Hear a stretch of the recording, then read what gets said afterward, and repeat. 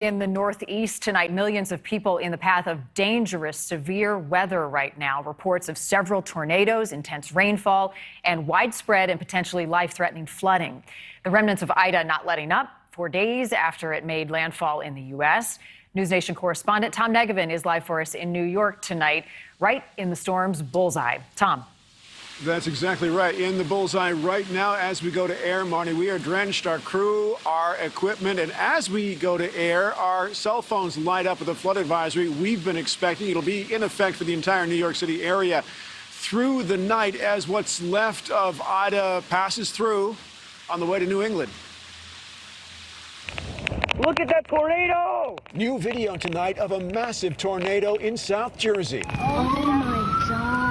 Near Annapolis, Maryland, the remnants of Ida spin up multiple twisters. Locals recording as severe weather closes in. That is a tornado.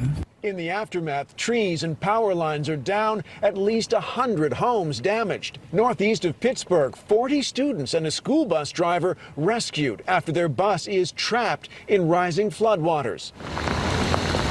New York City tonight, also in Ida's crosshairs. 20 million people across the Northeast in the high-risk zone for flooding. 32 million more at moderate risk. In Scranton, Pennsylvania, they're preparing by closing the floodgates as residents watch the rising water and plan for evacuations. I don't want to drive in it because I don't know what's going to happen. So I'm just going to stay until they tell me I have to go. Lightning, high wind, driving rain, and depending on where you are, tornadoes in Maryland, in the Philadelphia, Pennsylvania area, and in South Jersey tonight. The National Weather Service not confirming any reports of injuries, saying they haven't been able to get out there yet to assess the speed or extent of the damage. Marnie? All right, Tom, find some cover and stay safe out there. Thank you. Let's bring